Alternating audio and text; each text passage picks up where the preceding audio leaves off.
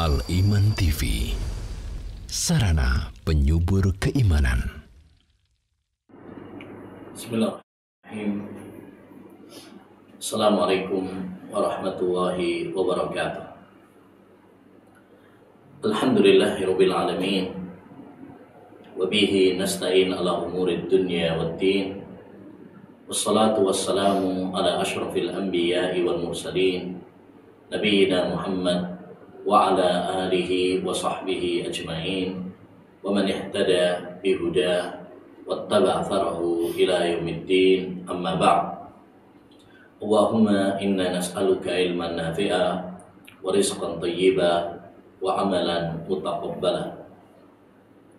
Ya Allah, kami memohon kepadamu ilmu yang bermanfaat, rezeki yang halal, dan amal saleh yang diterima di sisi. Para pemirsa yang semoga senantiasa dirahmati dan diberkahi oleh Allah Subhanahu wa Ta'ala. Pada kesempatan yang berbarakah ini, insyaallah Ta'ala, kita akan mengkaji bersama tentang hak-hak Islam dan hak-hak dalam Islam. Dan insyaallah Ta'ala pada kesempatan kali ini kita akan mengambil tema hak Al-Quran. Kaum muslimin yang semoga senantiasa dirahmati dan diberkahi oleh Allah Subhanahu wa Ta'ala.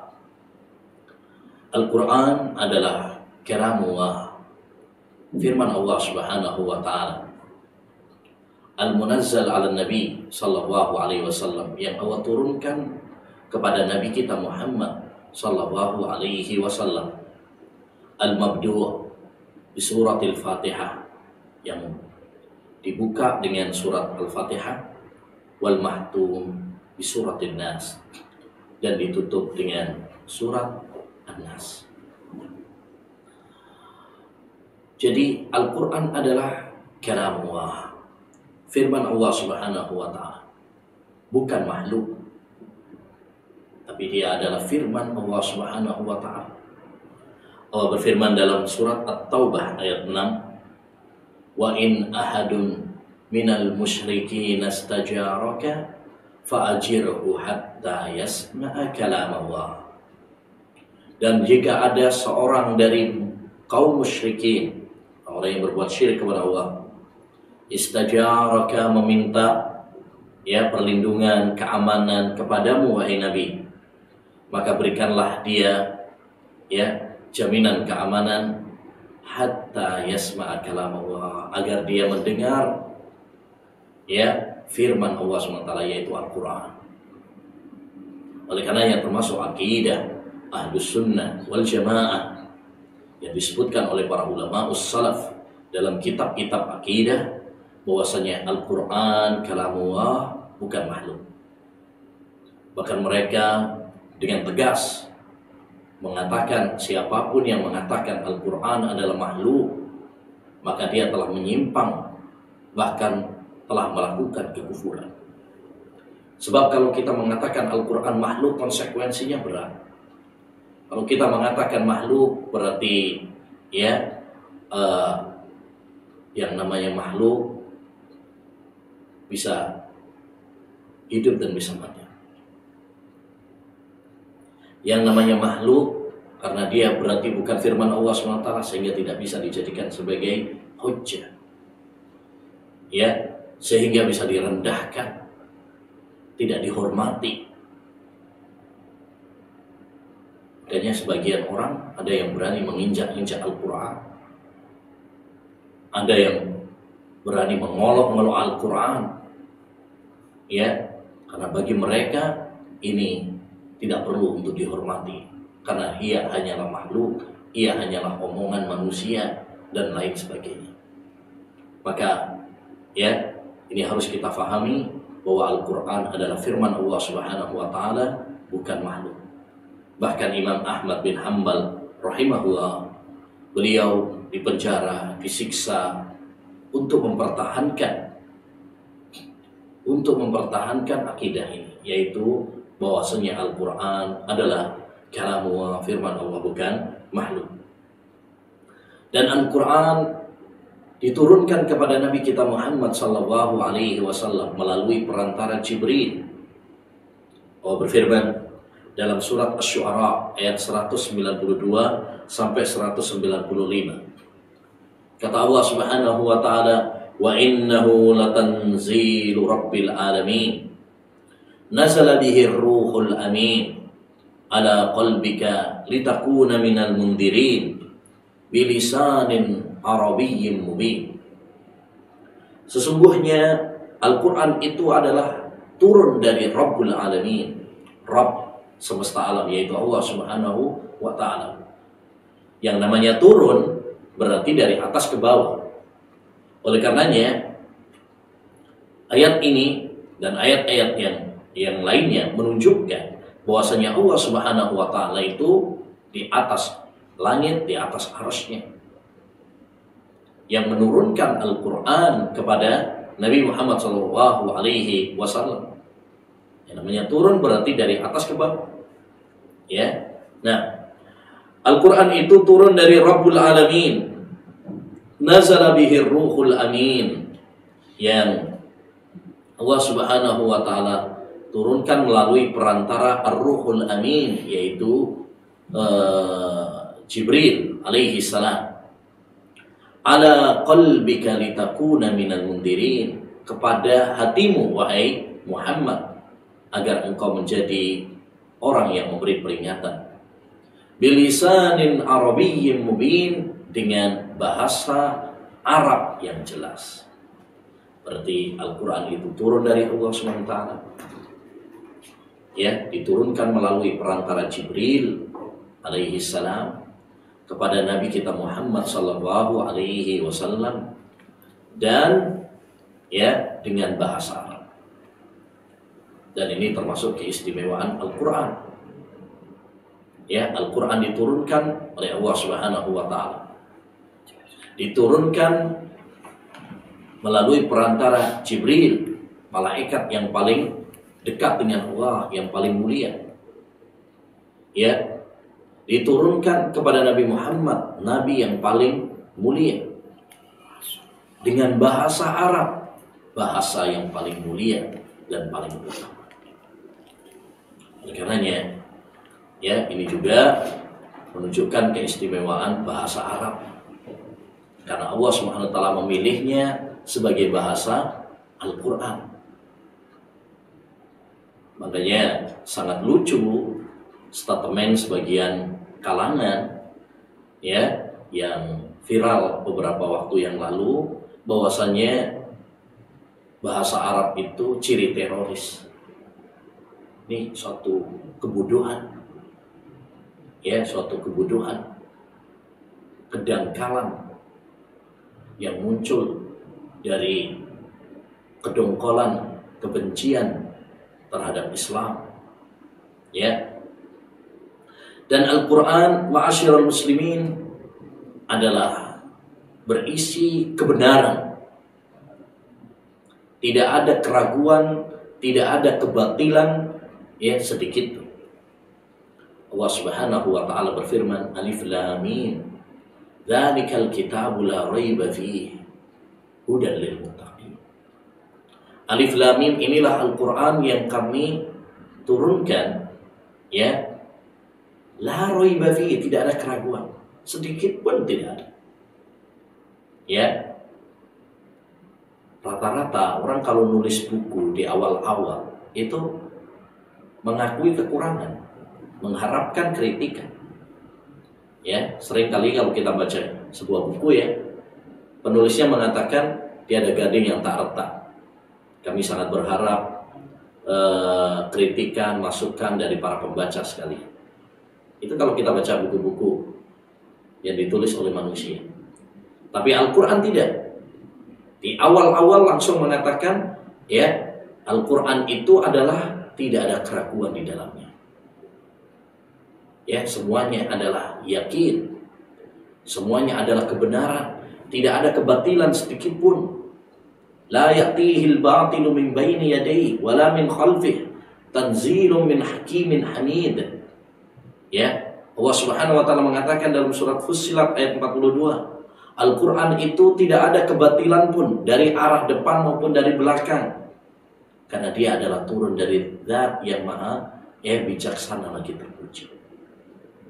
Makanya kaum muslimin wal muslimat yang semoga dirahmati oleh Allah Subhanahu wa taala, ya, tidak boleh ada keraguan pada diri kita terhadap kebenaran Al-Quran, ya, kejujuran Al-Quran. Semua isinya adalah benar dan semua isinya adalah keadilan. Wa tammat kalimatu rabbika sidqan wa adla, dan telah sempurna kalimat Rabbmu jujur dan adil. Jujur dalam ucapan-ucapannya dan adil dalam hukum-hukumnya, ya.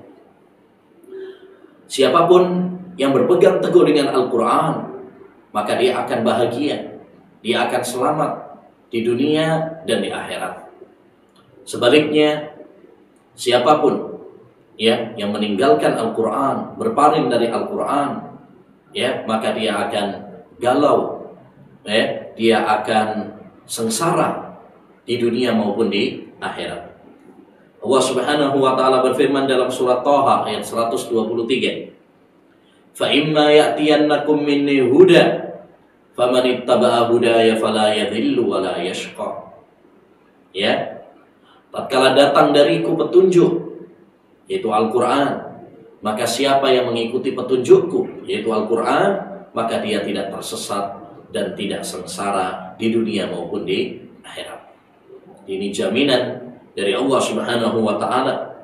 Siapapun yang berpegang teguh, siapapun yang mengikuti, ya, Al-Quran, maka dia akan bahagia, dia akan selamat, tidak akan tersesat, ya, baik di dunia maupun di akhirat, ya. Dan Al-Quran, ma'asyiral muslimin rahimani wa rahimakumullah, adalah cahaya dari Allah Subhanahu wa taala yang menyinari kegelapan menuju surga Allah Subhanahu wa taala. Allah Subhanahu wa taala berfirman di dalam Al-Quran, "Fa'aminu billahi wa rasulihi wan nuril ladzi anzalna wallahu bima ta'maluna khabir." Surat At-Taghabun ayat 8. Berimanlah kalian kepada Allah, berimanlah kalian kepada Rasul sallallahu alaihi wasallam, dan cahaya yang kami turunkan. An-Nur yang dimaksud di dalam ayat ini adalah Al-Quran. Jadi Al-Quran, ya, Allah Subhanahu wa taala menamainya dengan An-Nur, cahaya. Kenapa? Karena dia berisi cahaya yang menyinari, memberi petunjuk, lentera bagi umat manusia. Bagaimana tidak? Kita kalau, ya, mempelajari Al-Quran, maka kita akan mendapatkan cahaya bagaimana harus melangkah, ya. Dan ini sangat kita butuhkan, ma'asyiral muslimin. Coba kalau kita, rumah kita gelap, mati lampu, ya, kita akan kebingungan kemana kita akan berjalan. Mungkin kita akan nabrak meja, akan nabrak kursi, akan nabrak tembok dan lain sebagainya. Tapi begitu lampu menyala, nah, kita akan dengan mudah untuk berjalan. Begitupun, ya, dalam perjalanan menuju surga Allah Subhanahu wa taala, kita kalau, ya, memiliki cahaya, ya, maka kita akan mudah untuk melakukan perjalanan. Berbeda kalau gelap, ya. Dan Al-Quran, ma'asyiral muslimin, adalah obat serta rahmat dan kabar gembira bagi orang-orang yang beriman. Allah Subhanahu wa taala berfirman dalam surat Yunus ayat 57, "Ya ayyuhan nas, qad ja'atkum mau'izatun min rabbikum wa shifaa'un lima fis sudur wa hudaw wa rahmah lil mu'minin." Wahai sekalian manusia, telah datang kepada kalian mau'izah, ya, nasihat dari Rabb kalian. Al-Quran ini adalah sebaik-baik mau'izah. Oleh karenanya kalau ada orang kajian, ya, mau'izah hasanah, tapi tidak menyampaikan Al-Quran, yang dia sampaikan adalah pendapat-pendapatnya saja, ya, maka dia telah meninggalkan, ya, sumber nasihat yang paling baik, yaitu Al-Quran. Wasyifa'ul lima fis sudur, dan obat bagi hati, ya, penyakit-penyakit hati, baik itu sombong, hasad, ujub, riya, ya, dan lain sebagainya. Kita obati, obatnya adalah dengan Al-Quran. Demikian juga ma'asyiral muslimin, perlu diketahui bahwasanya Al-Quran juga bukan hanya obat untuk hati, termasuk juga semua penyakit obati dengan Al-Quran. Makanya di antara nama Al-Quran juga adalah Ar-Ruqyah, ya, dia adalah ruqyah. Kalau misalkan kita sakit, ya, ruqyahlah dengan Al-Quran, bacakan Al-Quran, ya. Allah Subhanahu wa taala berfirman, "Walau anzalna hadzal Qur'ana 'ala jabal la ra'aitahu khashi'an mutasaddian min khasyatillah." Andaikan kami turunkan Al-Quran kepada gunung, kau akan lihat gunung tersebut hancur karena takut kepada Allah Subhanahu wa taala. Bayangkan kaum muslimin, ya, kalau gunung saja yang begitu kuat, ya, yang begitu kuat, hancur kalau Al-Quran diturunkan kepadanya, apalagi penyakit-penyakit. Maka ini satu faedah penting, ya. Banyak orang menganggap bahwasanya Al-Quran itu hanya obat untuk kesurupan, kena jin dan sebagainya, ya, tidak. Al-Quran ini obat segala penyakit. Ketika kita sakit, bacakan Al-Quran, ya, dengan penuh keyakinan, kemantapan bahwa Allah Subhanahu wa taala yang akan menyembuhkan. Wa idza maridtu fahuwa yashfi. Apabila aku sakit, dialah Allah Subhanahu wa taala yang akan menyembuhkanku. Dan Al-Quran juga adalah ruh yang menghidupkan nyawa-nyawa manusia. Sebagaimana Allah Subhanahu wa taala berfirman dalam surat Asy-Syura ayat 52, "Wa kadzalika auhayna ilaika ruham min amrina." Demikianlah kami wahyukan kepadamu ruh, yaitu Al-Quran. Kalau badan manusia ini butuh ruh agar dia hidup, agar dia bernafas, bergerak, maka begitu juga, ya, hati kita butuh ruh agar tetap hidup, agar tetap subur, ya, yaitu Al-Quran. Makanya orang yang hidup, ya, yang sesungguhnya adalah yang hidup hatinya. Percuma dia hidup, makan, minum, bergerak, berjalan, ya, namun dia tidak memiliki kehidupan yang hakiki, yaitu Al-Quran. Orang-orang seperti itu pada hakikatnya adalah mayat-mayat yang sedang berjalan di muka bumi, seperti orang-orang kafir, ya, yang kafir kepada Allah, yang kafir kepada Rasul, ya, pada hakikatnya mereka adalah mayat-mayat yang sedang berjalan, ya, karena pada hakikatnya tidak ada ruh dalam hati mereka. Kaum muslimin, para pemirsa yang semoga dirahmati oleh Allah Subhanahu wa taala. Adapun hak-hak Al-Quran, yang pertama, kita membacanya dengan khusyuk, dengan tartil, ya. Allah Subhanahu wa taala memerintahkan nabinya untuk membaca Al-Quran.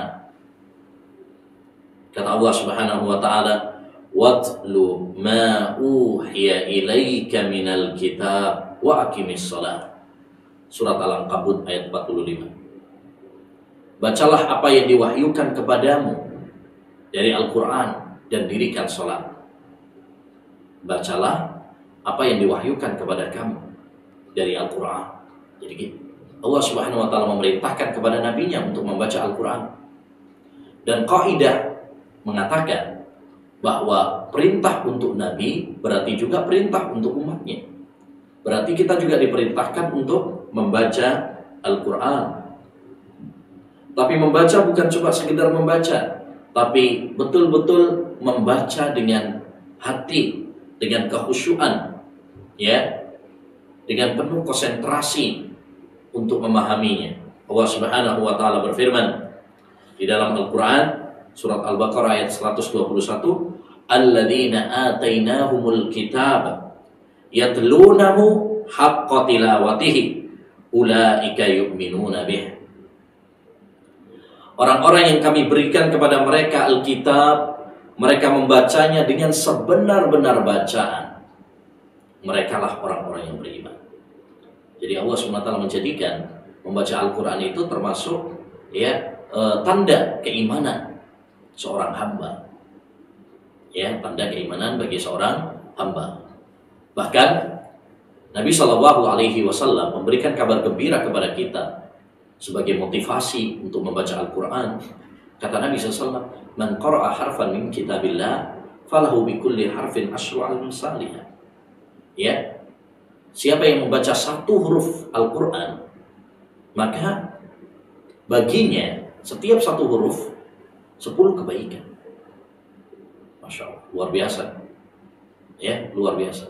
Satu huruf diberi pahala oleh Allah SWT 10 kebaikan.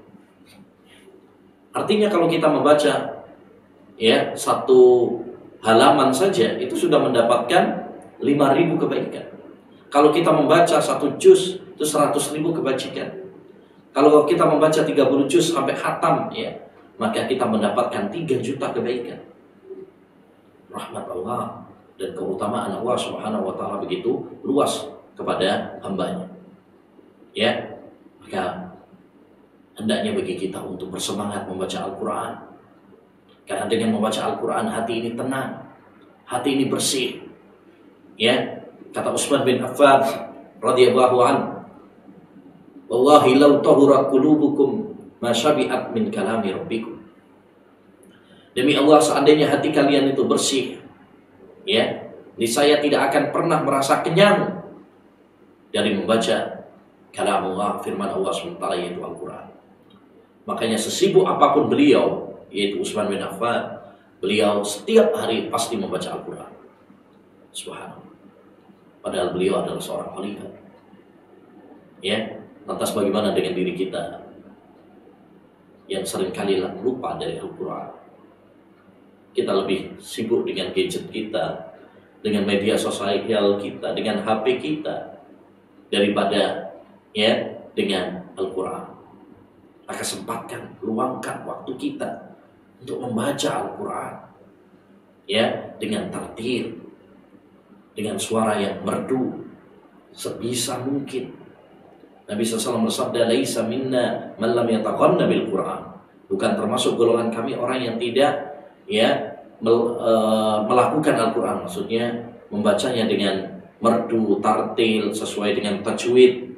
Ini jangan sampai membaca Al-Quran salah-salah panjang pendeknya, tidak sesuai dengan kaidah-kaidahnya. Makanya di sini juga penting bagi kita belajar tajwid supaya kita membaca Al-Quran itu dengan benar. Dengan benar. Khairukum man ta'allama al-Quran wa 'allamahu. Sebaik-baik kalian adalah yang mempelajari Al-Quran dan yang mengajarkannya. Yang kedua, di antara hak Al-Quran juga adalah kita memahami dan merenungi Al-Quran. Karena Allah Subhanahu wa taala menurunkan Al-Quran kepada kita, tujuan utamanya adalah agar kita merenunginya, agar kita memahaminya.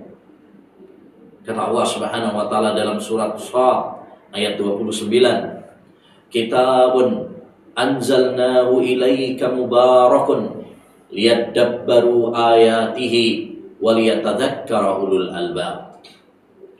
Inilah Al-Quran yang kami turunkan kepadamu, mubarak, penuh keberkahan.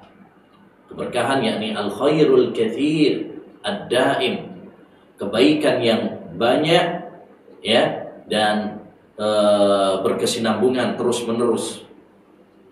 Liyadabbaru ayatihi, agar mereka merenungi mentadaburi Al-Quran, waliyatadzakkara ulul albab, dan agar orang-orang yang cerdas mengambil pelajaran darinya. Jadi tujuan fungsi utama dari diturunkannya Al-Quran adalah agar kita merenungi. Dan tidak mungkin kita merenungi Al-Quran kalau kita tidak faham. Makanya di sini anjuran bagi kita untuk mempelajari tafsir Al-Quran, membaca terjemahannya, ya, membaca penjelasan para ulama, ya, kitab-kitab tafsir yang terpercaya seperti tafsir Ibnu Katsir, tafsir As-Sa'di, tafsir At-Tabari, ya, dan tafsir-tafsir yang lainnya, supaya kita faham betul, ya, apa yang dimaksud oleh Allah SWT dalam Al-Quran. Karena terus terang kita juga bukan orang Arab, ya, sehingga perlu bagi kita untuk mempelajari, ya, artinya dengan baik, terjemahannya dengan baik, kemudian penjelasan-penjelasan para ulama. Jangan sampai kita nggak paham dengan apa yang kita baca dari Al-Quran, ya. Jangan sampai kita tidak memahami, dibacakan kepada kita Al-Quran tapi kita tidak paham maksudnya apa. Allah Subhanahu wa ta'ala mencela orang-orang yang tidak mentadaburi Al-Quran. Dalam surat Muhammad ayat 24 Allah berfirman, "Afala yatadabbaruna Al-Quran am ala qulubin aqfaluha?" Kenapa mereka tidak merenungi Al-Quran? Ataukah hati mereka telah terkunci mati? Ya, Allah mencela orang-orang yang tidak mentadaburi Al-Quran, ya, dan mengatakan bahwasanya bisa jadi orang-orang yang tidak memahami Al-Quran, tidak mempelajari Al-Quran, hatinya akan terkunci, sehingga, ya, mental dari hidayah Allah Subhanahu wa ta'ala. Allah Subhanahu wa ta'ala mensifati hamba-hambanya yang beriman, innamal mu'minuna alladzina idza dzukira Allah wajilat qulubuhum wa idza tuliyat alaihim ayatuhu zadatuhum imana wa ala rabbihim yatawakkalun. Surat Al-Anfal ayat 2. Sesungguhnya para mukmin sejati itu adalah mereka yang apabila disebut nama Allah Subhanahu wa ta'ala bergetar hati mereka, dan apabila dibacakan kepada mereka ayat-ayatnya, ya, bertambah iman mereka, dan mereka bertawakal kepada Rabb mereka. Ini ma'asyiral muslimin, orang-orang yang beriman, ya, yaitu orang-orang yang dibacakan kepada mereka ayat-ayatnya, mereka ya, bergetar, menangis. Dan itu kalau mereka faham.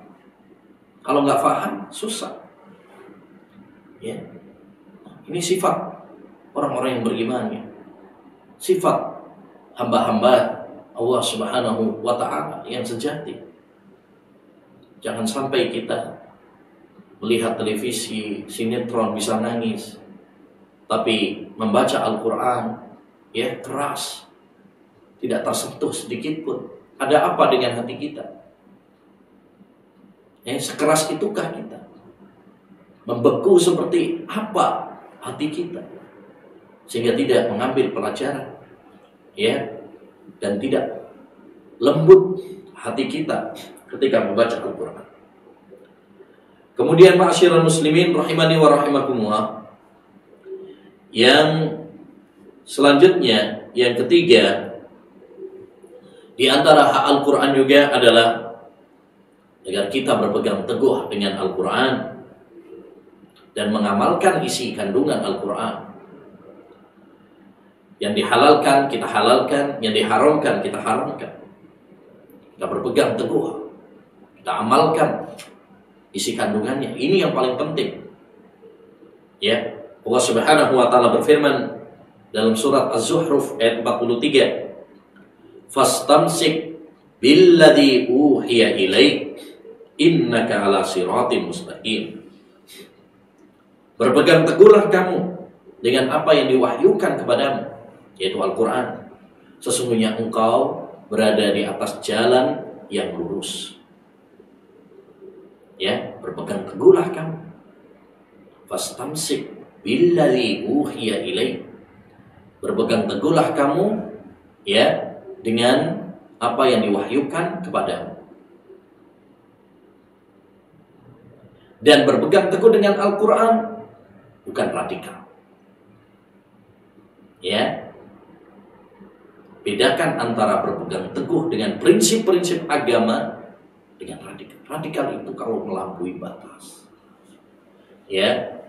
Adapun orang yang berpegang teguh dengan Al-Qur'an, orang yang menjalankan isi kandungan Al-Qur'an, maka ya hakikatnya dia adalah orang yang istiqamah, ya, orang yang lurus. Bahkan bisa kita bilang dia adalah orang yang mengamalkan Pancasila. Kenapa demikian? Karena ya Pancasila, sila yang pertama adalah ketuhanan yang Maha Esa. Bagi kita umat Islam, ya, yang namanya umat Islam, sumber beragama kita adalah Al-Quran. Ketika kita menyatakan bahwasanya Allah Subhanahu wa Ta'ala sebagai Rabb kita, berarti kita jalankan perintah-perintahnya dan kita jauhi larangan-larangannya. Yang keempat, di antara hak Al-Quran adalah kita berdagang dengan Allah Subhanahu wa Ta'ala. Al-Quran adalah perdagangan yang menjanjikan bersama Allah Subhanahu wa Ta'ala. Ya, Allah Subhanahu wa Ta'ala memberikan ya pahala-pahala yang sangat besar bagi orang-orang yang mempelajari Al-Quran, membaca Al-Quran, dan mengamalkan isi kandungan Al-Quran. Maka ini adalah tijarah lan tabur, perdagangan yang tidak akan rugi, yaitu berdagang dengan Allah Subhanahu wa Ta'ala. Di antara keuntungan perdagangan ini, yang pertama adalah kita mendapatkan pahala yang sangat besar. Tadi sudah kita sampaikan, satu huruf yang kita baca dari Al-Quran, kita akan meraih 10 kali lipat. Ini tidak kita dapatkan ketika kita membaca koran, omongan manusia, tabloid, ya, WA, dan sebagainya. Ini khusus apabila kita membaca firman Allah Subhanahu wa Ta'ala. Yang kedua, di antara keuntungan membaca Al-Quran adalah Allah Subhanahu wa Ta'ala akan mengangkatnya derajat orang-orang yang membaca Al-Quran. Allah Subhanahu wa Ta'ala berfirman, yarfa'illahu alladhina amanu minkum walladhina utul ilma darajat. Allah Subhanahu wa Ta'ala akan mengangkat derajat orang-orang yang beriman di antara kalian dan orang-orang yang berilmu di antara kalian beberapa derajat. Surat Al-Mujadilah ayat 11. Demikian juga Nabi SAW bersabda, Inna Allaha yarfa'u bihadzal kitab aqwaman wa yada'u bihi akharin. Allah SWT akan mengangkat derajat dengan Al-Quran ini suatu kaum dan merendahkan dengan Al-Quran ini kaumnya. Artinya orang-orang yang mengamalkan Al-Quran, ya, akan muliakan dengan Al-Quran ini. Dan Allah merendahkan bagi orang-orang yang tidak mengamalkan Al-Quran, ya, direndahkan oleh Allah Subhanahu wa Ta'ala. Maka ini ma'asyiral muslimin, ya, keutamaan, keuntungan dari orang-orang yang membaca Al-Quran. Di antara keuntungannya juga, dia akan menjadi syafaat, memberikan syafaat bagi orang yang membacanya besok pada hari kiamat. Kata Nabi SAW, Iqra'ul Quran fa innahu ya'ti yaumal qiyamah syafi'an li ahli. Bacalah Al-Quran karena Al-Quran itu akan bisa memberi syafaat besok pada hari kiamat. Ya. Dan di antara keutamaannya juga, orang yang membaca Al-Quran kelak akan diberi mahkota di kepalanya besok pada hari kiamat sebagai penghormatan untuknya. Ya, sebagaimana disebutkan, yaji'ul Qur'anu yaumal qiyamah fayaqul, besok Al-Qur'an itu akan datang pada hari kiamat seraya mengatakan, Rabbi hallihi, ya Allah berikan mahkota kepada orang itu. Fayalbasu tajal karamah, ya, kemudian dia pun memakai mahkota kehormatan, ya. Demikian juga dalam hadis pesan Nabi SAW kepada Abu Dzar, alaika bitaqwallah fa innahu rasul amri kullih. Ya, hendaknya engkau bertakwa kepada Allah, melaksanakan perintah-perintahnya, menjauhi larangan-larangannya, karena itu adalah pusat, ya, sumber semua kebaikan. Qultu ya Rasulullah zidni, kemudian dia mengatakan, tambahkan kepadaku wahai Rasulullah. Qala alaika bitilawatil Qur'an fa innahu nurun laka fil ardi wa dhahrun laka fis sama. Hendaknya engkau membaca Al-Qur'an karena itu adalah cahaya di bumi, ya, dan perbendaharaan untukmu di langit. Dan di antara keutamaannya juga, siapa yang membaca Al-Qur'an maka dia akan menjadi orang yang terbaik. Nabi SAW bersabda, khairukum man ta'allama al-Qur'an wa 'allamahu. Sebaik-baik kalian adalah yang mempelajari Al-Qur'an dan yang mengajarkan. Akhirnya para ulama dulu semangat mempelajari Al-Qur'an dan mengajarkan Al-Qur'an. Ada Abu Abdurrahman As-Sulami, 40 tahun beliau mengajar Al-Qur'an di Masjid Nabawi, seorang tabi'in yang mulia. Ada yang mengajarkan Al-Qur'an itu satu masjid ke masjid yang lainnya agar meraih keutamaan di dalam hadis ini. Ya. Bahkan pernah diceritakan ada seorang, ya, yang bermimpi, seorang ulama bermimpi dia masuk surga. Ketika dikatakan kepadanya, ya, dengan apa engkau masuk surga? Dia mengatakan, karena engkau telah mengajarkan Al-Fatihah kepada, ya, orang lain. Jadi jangan pernah kita merasa kecil hati tatkala kita mengajar TPA, walaupun mungkin gak digaji atau gajinya kecil, ya, percayalah, ya, kita akan mendapatkan pahala, ya, yang sangat besar dari Allah Subhanahu wa ta'ala. Dan di antara hak Al-Qur'an juga, yaitu hendaknya kita berakhlak dan beradab dengan adab Al-Qur'an. Nabi SAW, ya, beliau seperti yang digambarkan oleh Aisyah ketika ditanya tentang akhlaknya Rasulullah, beliau mengatakan, alasta taqra al-Qur'an, bukankah kamu membaca Al-Qur'an? Ya, dia mengatakan, Masruq mengatakan iya. Qalat fa inna khuluqan Nabi sallallahu alaihi wasallam kana al-Qur'an.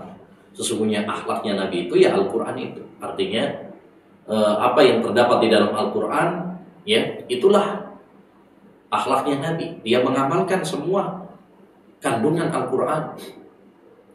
Apapun, kalau itu perintah maka beliau melaksanakannya, kalau itu larangan beliau tinggalkan. Ya, bahkan akhlak-akhlak mulia yang terdapat di dalam Al-Qur'an semuanya ada pada diri Rasulullah sallallahu alaihi wasallam. Ya, pada diri Rasulullah. Yang keenam, di antara hak Al-Qur'an, hendaknya kita menjaganya, merawatnya dengan baik. Ya, kita sering ulang-ulang, kita murojaah. Karena jika tidak, maka akan cepat hilang.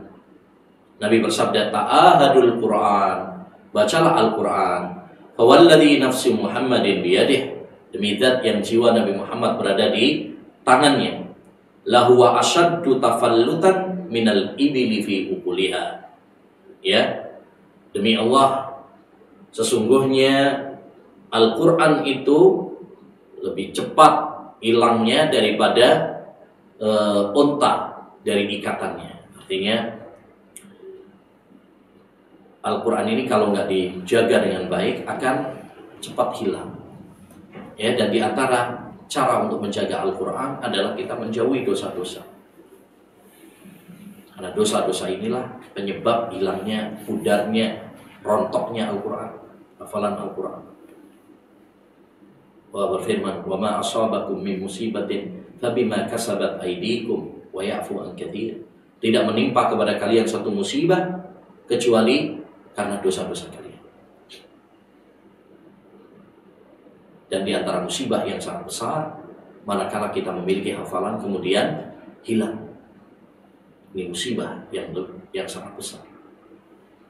Ya. Oleh karenanya, orang kalau menghafal Al-Quran dia harus menjaga dari dosa-dosa, termasuk dari dosa musik dan nyanyian. Karena musik dan nyanyian itu dalam Al-Quran ya tidak diperbolehkan, haram. Dan Al-Quran tidak bisa disandingkan dengan nyanyian. Kata Imam Ibnul Qayyim, "Al-ghina'u wal-Qur'anu la yajtami'an fi qalbi mu'min." Al-Quran dan nyanyian tidak bisa bersatu di hati seorang yang beriman, karena saling bertolak belakang. Makanya kemarin yang lagi viral juga, kalau ada santri yang menutup kupingnya dari nyanyian, ya itu harus kita apresiasi dan harus kita hormati. Tidak perlu kita bully, nyinyir, mengatakan radikal dan sebagainya. Ya. Karena dia sedang berusaha merawat, ya, menjaga hafalan Al-Qur'annya. Ma'asyiral muslimin rahimani wa rahimakumullah. Kalau kita menjaga Al-Qur'an, maka balasannya Allah Subhanahu wa taala akan mengeluarkan kita dari kegelapan menuju cahaya. Ya, itu harijan nas minadh-dhulumati ilan nur. Kata Allah SWT dalam surat Ibrahim, "Kitabun anzalnahu ilaik." Inilah Al-Quran yang kami turunkan kepadamu. "Litukhrijan nas minadh-dhulumati ilan nur." Agar kau mengeluarkan manusia dari kegelapan menuju cahaya. Yang kedua, kalau kita ya berpegang teguh dengan Al-Quran, menunaikan hak-hak Al-Quran, maka Allah SWT akan memberikan hidayah kepada kita dengan Al-Quran ini. Allah berfirman, "Inna hadzal Qur'an yahdi lillati hiya aqwam."